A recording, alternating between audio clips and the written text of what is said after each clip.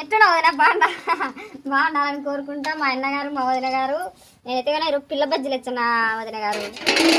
పనికి వచ్చిన ఏదో ఒకటి తినాలనిపించాలి కానీ మా ఇంట్లో ఏమి ఉన్నారు నాకైతే కదా. ఇంకా అంగటి తినలంటావా ఇప్పుడు ఒకసారి బుద్ధి వల్లిపోయినా అనుకో అస్సలు బుద్ధి పుట్టము. ఏదో మొత్తానికి నా చేతులారా చేసుకుంటే కానీ తినలేను ఏదైనా కూడా. గ్యాస్ మీద పోరాడి మళ్ళీ పొయ్యి మీదకి వచ్చిన. మరి ఎందుకో ఫ్రెండ్స్ చిన్నగా వచ్చినాయి మంటలు, పెద్దగా రాకుండా. అందుకే దాని మీద యాసిరికి వచ్చి తినాలేమో ఆకలి అవుతుంది కానీ ఒక దిట్టు కాకుండా. ఎట్టయితే అయిపా చెరవనే కదా బాగా నీట్గా వదనుకోవచ్చు అని చెప్పేసి పొయ్యి మీద పెట్టి కాల్చుతున్నా. పొయ్యి మీద చేయాలంటే ఎంత యాసిరికి అనుకున్నా అంత యాసిరిక కానీ తప్పలే తిండికి కదా. ఏమో అంగడికి పోయి తెచ్చుకున్నా అందులో ఒక 10 రూపాయలు అంటే 10 రూపాయలు సరిపోతాయా? సరిపోవు. మా కుటుంబానికి అయితే ఒక 100 రూపాయలు అయినా సరిపోవు. ఏమో తెలియదు తయారు